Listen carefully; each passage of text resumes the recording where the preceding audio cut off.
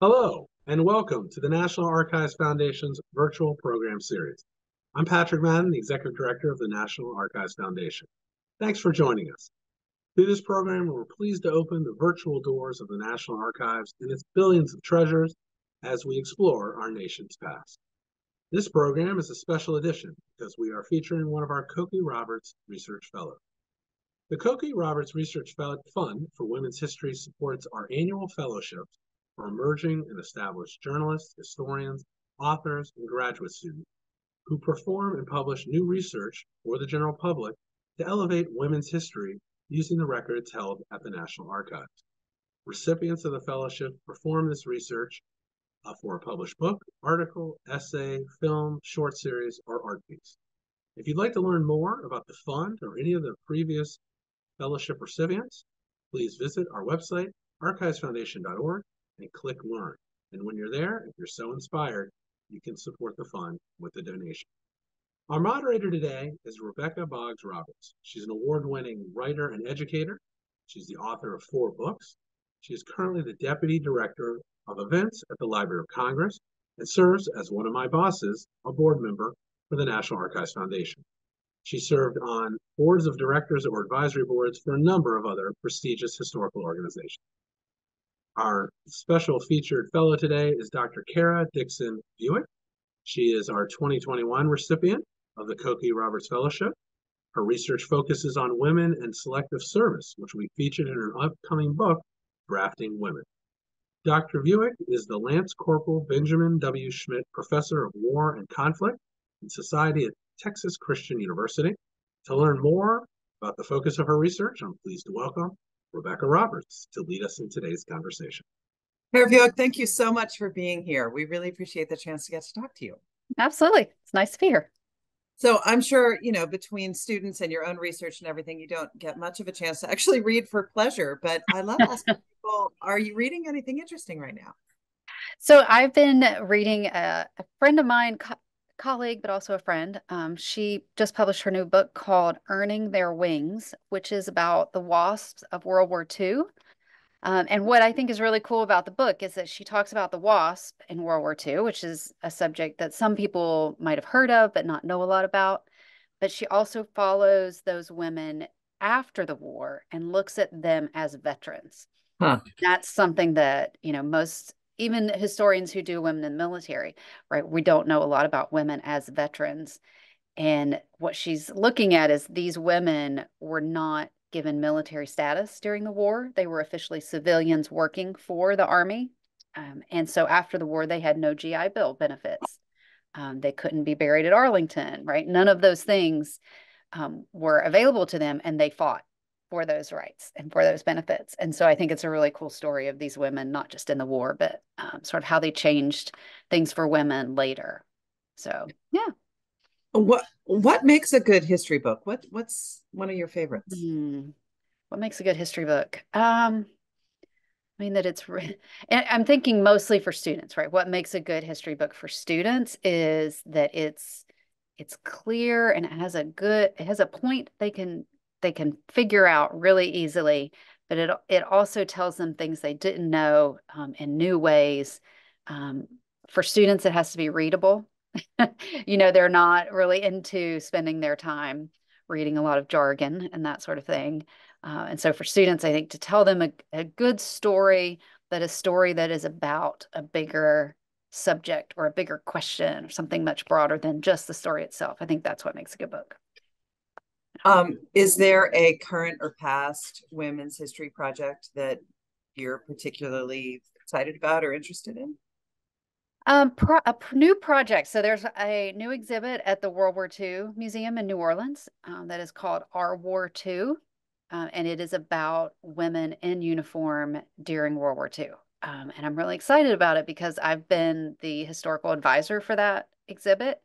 The curators there, especially Kim Geese, she's been working really hard for over a year on this exhibit. And it just opened on Veterans Day, and I'm really excited that the museum now has a dedicated space in that amazing museum that is just for women. And so you walk in and you see all of these amazing women who put on military uniforms in World War II. And it shows you not just how amazing these women were, but all of the struggles that they were up against, right? That most of the American public wasn't all that keen on women serving in the military during World War II. And so they had to fight for the right to serve in the military. And then they had to fight against all of the stereotypes that lots of the public held about them. And so it positions these women as sort of trailblazers for what comes next.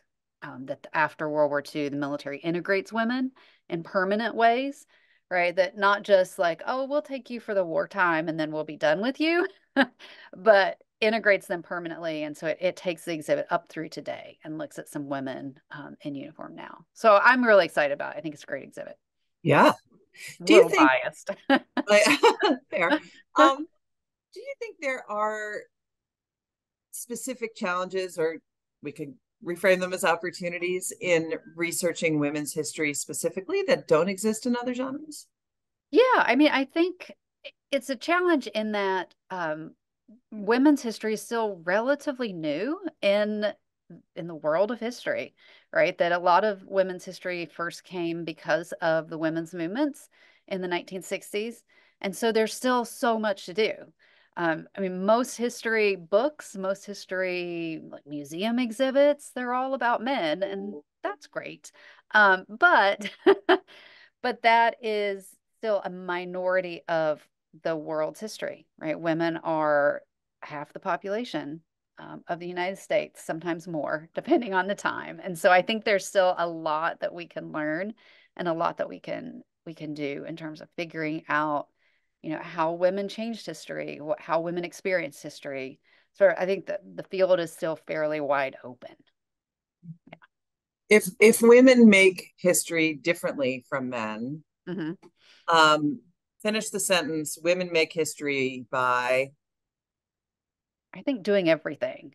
I mean, I mean, in some ways, you have women who make history because they're the first, or they shatter a glass ceiling, or they do some amazing thing.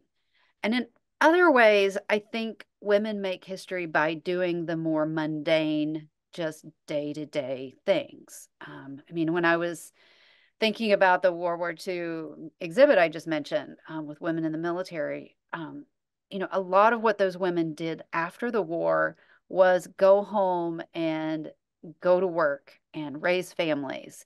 They also raised that next generation of women who are the ones who took to the streets and fought in the legal system and fought in the workplace and did all of the things that made sort of the substantial changes that come later, but it's their mothers who raised them. And so I think sometimes we're looking for the really good story or the thing that, would make a good movie. And I think that those stories are great, but I think a lot of what women do in making history is just slowly changing attitudes, slowly sort of showing other possibilities and other options for young girls who are growing up. So I think they literally do make history by doing anything. Sometimes it's extraordinary and sometimes it's mundane, but I think it's all history making. Less cinematic, sadly. Exactly. Yeah. So you are a 2021 Cokie Roberts Research Fellow. Tell me a little bit about your research with the National Archives and what you've been able to find. Yeah. So my project generally is about what the United States has decided it can compel women to do in wartime. That's the broad picture of that. And a big portion of it is debates in the United States about conscripting women for military service. There are also debates about sort of conscripting women for labor during wartime, or what can we compel women to do? And so at the National Archives, most of my research has been College Park, which I absolutely love. They have very helpful archivists there, and they're amazing. And a lot of those records are in selective service, right, which makes a lot of sense in terms of the draft and conscription, where those debates about women would have been happening, but also in military records. How was selective service in the military discussing the issue? There are also some civilian organizations. The Women's Bureau from World War I was an organization sort of thinking about how women could participate in the home front effort. And there were some discussions in World War I about, can we register women for voluntary service? And some states have long lists of women who registered for some kind of work in World War I. Right? It's not conscription, but it's sort of in that world and thinking about what the state can do.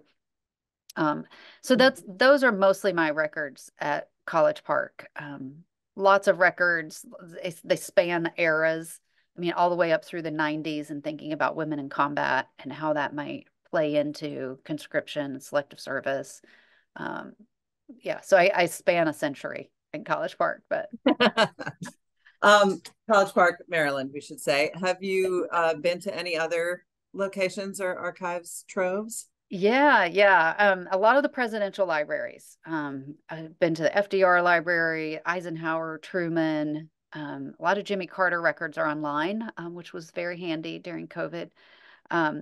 Also, the Library of Congress was super helpful.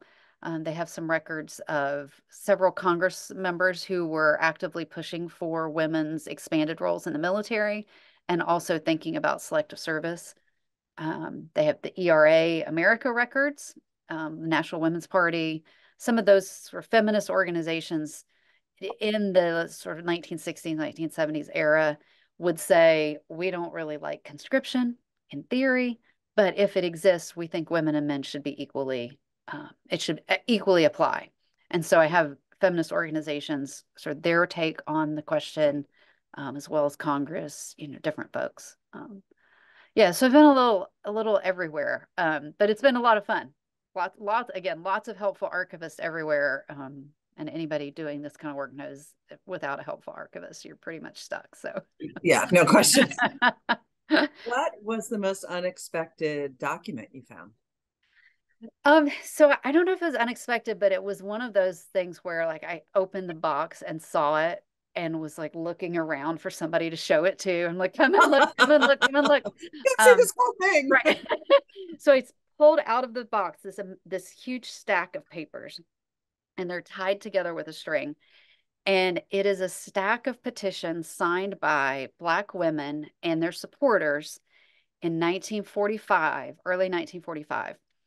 And the backstory is that the nursing shortage was so bad during World War II that in January of 45, FDR called for a draft of nurses in a State of the Union.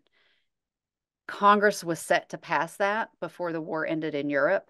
But in the meantime, you have this whole group of African American nurses, right? Trained, registered, qualified nurses who, because of Jim Crow and segregation, were only allowed into the military in tiny numbers. And so all of these stacks of paper, these women saying, I am ready to serve, let me serve, right? We support your effort. We're all ready to go. But part of the reason for your shortage is self-imposed. We're ready to go. And it's it's just stacks and stacks of signatures, and it's amazing. And so I pulled this thing out, and I knew that these women had made this argument, but to see the stacks of paper and all the signatures, that's just, it gives you chill bumps. And I'm like, everybody stop what you're doing. Come and look at this. Come and look what I just found.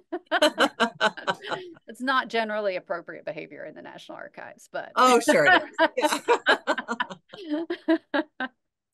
Yeah. Do you have sort of general updates on your fellowship project? Yeah, so I'm still working. Oh my goodness, I'm still working. I am in the World War II records right now, kind of going through all of the things I found and looking at, especially the FDR records, because at the beginning of the war, FDR wanted national service for everybody, kind of modeled on the British model. He wanted everybody to have to do some kind of national service.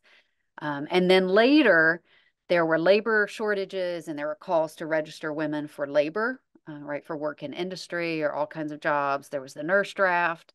And so there are all these ways that the United States is debating what can we compel women to do. And you've got a lot of women and men writing in saying, absolutely, if women are citizens and this is a war for democracy, then absolutely women need to serve. And on the other hand, you've got a lot of people saying absolutely not for all kinds of reasons. And so it's a really interesting moment. And it's the closest moment the U.S. ever came to drafting women was the nurse draft in World War II. And so that's kind of where I am at the moment. But yeah, still writing away and hoping to get more time this year to write. But it's a great project. I really love it. It's kind of taken me in all kinds of new ways and of thinking about women's history. So That's yeah, the best kind of project. it is. It is. Have you been able to share your research anywhere, conferences or anything? Yeah, I mean, for me, I kind of try out, drafts of chapters and things at conferences and get colleagues' feedback. At the Society for Military History, the Organization for American Historians, the American Historical Association. There's a kind of academic-y wings. I've also been able to talk about the work in lectures at different smaller conferences and different colleges. And I've got another one coming up at Texas A&M in the spring, but I'm kind of looking forward to a way to, pitch it to undergrads and grad students and say, okay, does this make sense to you? This is what Yeah, I'm working on. How does this sound to you? Um, yeah. the And students will then tell you. they will. They're on it. Yeah. And then what is your publishing plan? Hopefully get a draft done in the next year. That would be nice. And then I'm still trying to think about publishers, university press versus a trade press. I just need to kind of figure out how the story gets told. But Yeah. I think it's a story with broad implications. I mean, we hear all this news about a recruiting crisis in the military. Maybe we need to be looking at women in more concerted ways. Every time a new world crisis erupts, all of my students come to class and like, are we going to get drafted? I'm like, well, probably not, but let's talk about it. And who should be? I had a class this fall, my students actually debate if you had to write a conscription policy for the U.S. military today, what would it look like? Hmm. Who's liable? Who's not? What kind of exemptions? What kind of deferments? And that was a really fun project, to make them think about what kinds of things we value and who we want where in Mhm. the World War. So I don't think the questions have gone away. So I just need to hurry up and get this thing done. No pressure. No pressure. Kara Vuic, it has been lovely talking to you. Before we go, do you have any advice for future Kochi Fellows? I mean, the fellowship has been great. It's really great, and it's such an honor to be, a Kochi Roberts Fellow, given all she did for women's history. It's just been amazing. I mean, I think there are great opportunities at the National Archives. I would say, I mean, I guess my advice would be to really work with the archivists there and think creatively about how to find women in archives because they're there. They're just not always there in the ways we might expect, right? There might not be an index tab that says women, but they might be there in all kinds of other ways. And so I think that would be my advice, is to be creative and look for the women. Thank you so much for joining us. We really appreciate it. Yeah, absolutely. We're grateful to our donors and sponsors who support our outreach work like this virtual program. You can support our Kochi Roberts Fellowship Fund and be a part of the National Archives Foundation by becoming a donor today. You can join us by visiting our website, archivesfoundation.org. And if you enjoy museum gift stores and unique historic merchandise, be sure to visit nationalarchivesstore.org to check out the terrific women's history, women's rights selection at the e-store. On behalf of the National Archives Foundation, thank you so much for joining us today.